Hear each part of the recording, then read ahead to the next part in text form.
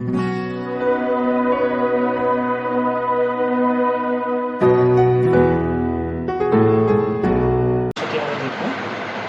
পাচ্ছি একদম white screen.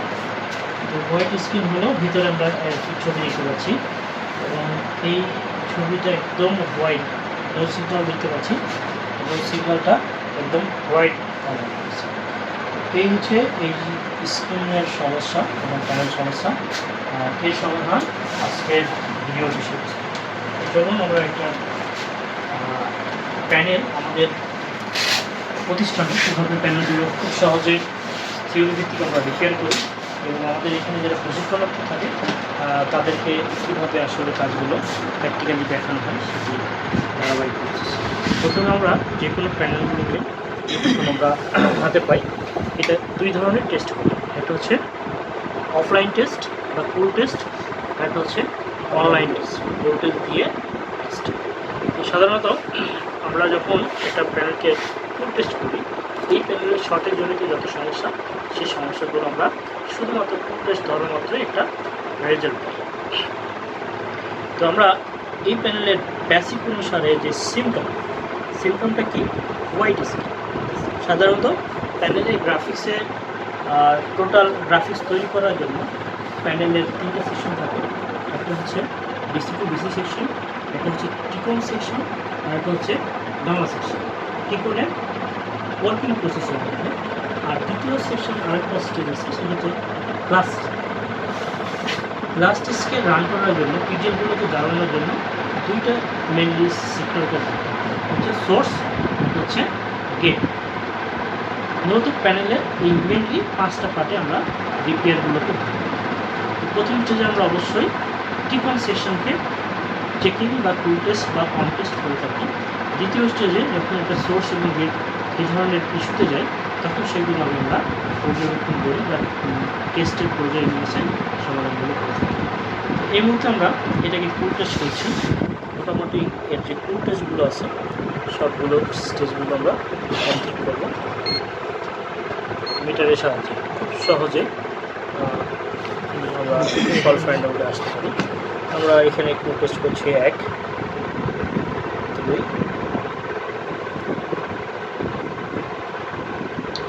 VGL VGS সহ যত ভোল্টেজ আছে এখানে কত আছে 400। এরপরে কত আছে 550। এখানে 178।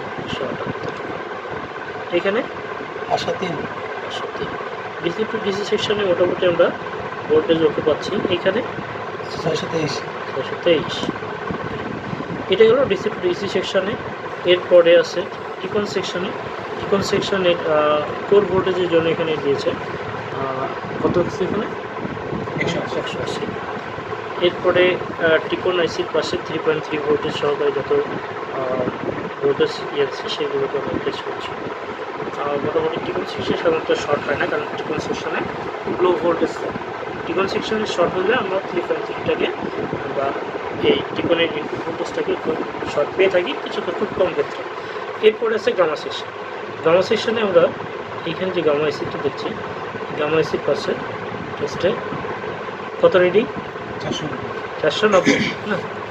এর পাশে আরও কিছু ক্যাপাসিটর আছে।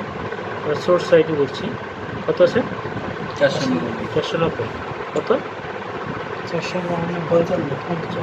এইখানে একটা ইয়ে আছে কত রিডিং আসছে না কত আসছে এখানে স্যার 5 অপোজিট সাইডে স্যার 9। হ্যাঁ জি স্যার। এই ক্যাপাসিটরটা মূলত প্যারালালি বসানো আছে, কিন্তু এখানে আমরা পাচ্ছি একটা কি শর্টেজের একটা রিডিং পাচ্ছি। তো এই শর্টেজটা সাধারণত এইটা হচ্ছে গামা সেকশনে ভিকম, হেভিডিডি, ভিডিডি তিনটা ভোল্টেজ ইনপুট হিসেবে থাকে। এই ইনপুট ভোল্টেজের মধ্যে এখান থেকে গামা সেকশনে যে আউটপুট এখানে ভিকম ভোল্টেজটা কিন্তু শর্ট।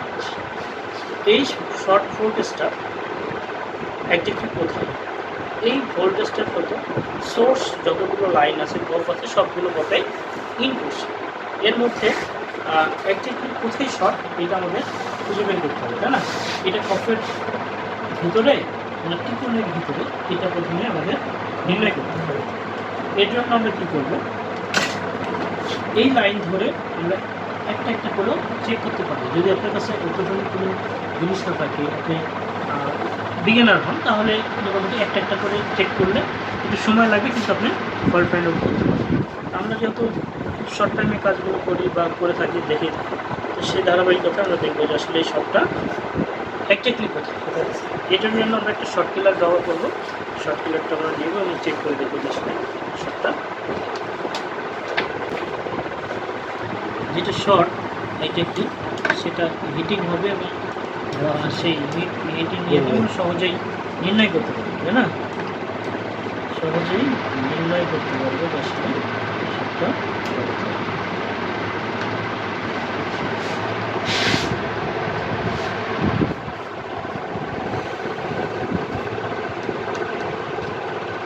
তাহলে আমাদের এইখানে যে ভোল্টেজটা এটা আসলে কোথায় শর্ট, এটার জন্য আমরা এখানে ভোল্টেজ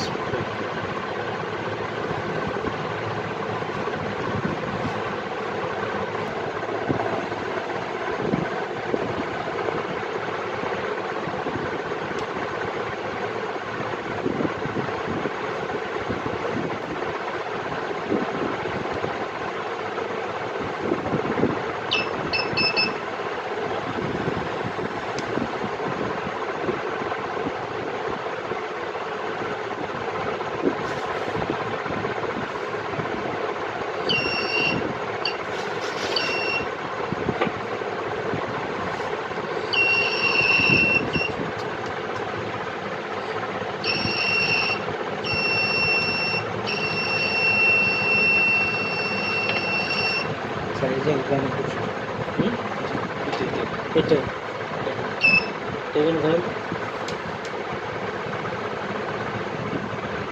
দেখে কোথায় করা হচ্ছে এই কারণটা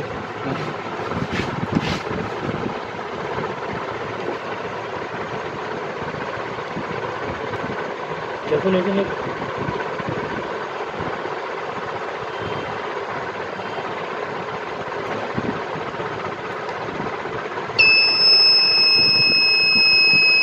হিট হচ্ছে না, হিট হয়ে যাচ্ছে, আমরা ওভারভোল্ট দিব না। এই ক্যাপাসিটারটা মূলত হিট হচ্ছে, আর এই হিটটাকে আমরা এই ক্যাপাসিটারটা কী করবো, এখান থেকে রিমুভ করে দিব। এই ক্যাপাসিটার এখান থেকে আমরা রিমুভ করছি।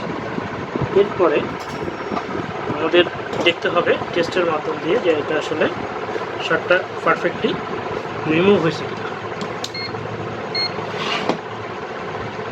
কত এখন এখানে 669, এখানে এখন আর শর্টেজ নেই, তাই না? তো এই শর্টটা আমরা কি করলাম, খুব সময় লাগলো, কয় মিনিট লাগছে এই প্যানেলটা রিপেয়ার করতে? 2 মিনিটের মধ্যে একটা প্যানেল রিপেয়ার।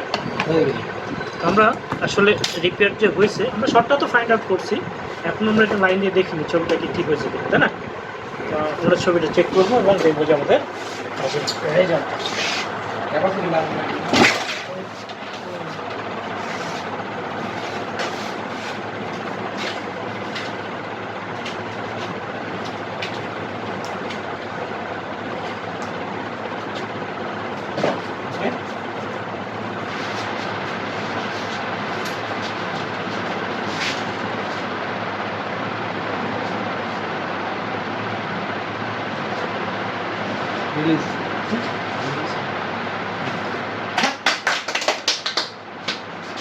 কত সহজ কাজ, হ্যাঁ? সৌদি আরবে এরকম কাজ কতগুলো করছে? এরকম কতগুলো জব দিয়েছেন তাই বলেন? আপনি তো সৌদি আরবে কাজ করছেন। আমরা তো অনেক সময় টিকেন সমস্যা, যদি বিকম করছে, যদি সমস্যা তখন টিকেন চেঞ্জ করেছে। এইগুলো কি এইভাবে কি ফল্ট ফাইন্ড আউট করতে পারতেন? না না, এইভাবে স্যার করা হতো না। তখন আমাদের এরকম হলে প্যানেল ফেলা দিতেন, জি স্যার, না হলে বলতেন হবে না, তাই না? জি স্যার। আমাদের এই প্রতিষ্ঠানে আপনার আসা মোটামুটি 8 থেকে 10 দিন। জি স্যার। এই 10 দিনে যে সলিউশনগুলো দেখছেন, এই সলিউশনগুলো ফল্ট ফাইন্ড আউট করতে আমরা সময় নিতে পারবো স্যার 5 থেকে 10 মিনিট। 5 থেকে 10 মিনিট খুব বেশি হবে, তাই না? জি কাজ শেষ করতে ইনশাআল্লাহ। তো এইভাবে যদি আমরা কাজ করি, তারপর সৌদি আরবে যত কাজ, হ্যাঁ, জি স্যার, ওইখানে কত বেনিফিট পাওয়া যাবে? আলহামদুলিল্লাহ ভালোই ছিল। ভালোই, আলহামদুলিল্লাহ। দেখানোর চেষ্টা করলাম একদম বিস্তারিত আমাদের প্রতিষ্ঠানে সর্বসময় এলইডি এলসিডির মাদারবোর্ড, প্যানেলস, সফটওয়্যার এগুলোর বিস্তারিত প্রশিক্ষণ করানো হয়। যারা বেসিক অনুসারে কাজগুলো করতে চান, কাজের বয়স অনেক দিন কিন্তু কাজ করছেন দীর্ঘতিতে, ফল ফাইন্ড আউট করতে আপনাকে সময় লাগছে অথবা পারছেন না, কাজগুলো ছেড়ে দিচ্ছেন, যোগাযোগ করতে পারেন আমাদের স্ক্রিন নম্বরে। আমরা শর্ট টাইম এবং লং টাইম উভয়ই ক্লাস করে থাকি। একদম নতুনদের জন্য আমাদের ব্যাচ আছে 2 মাসের, আর যারা রেগুলার ব্যাচ, যারা রেগুলার কাজ করছেন এলইডি এলসিডির সাথে, তাদের জন্য মাত্র 15 দিন, আর যারা মোটামুটি অভিজ্ঞতা নিতে চান তাদের জন্য 1 মাসে। যারা যোগাযোগ করতে চান স্ক্রিন নম্বরে দেখা হবে।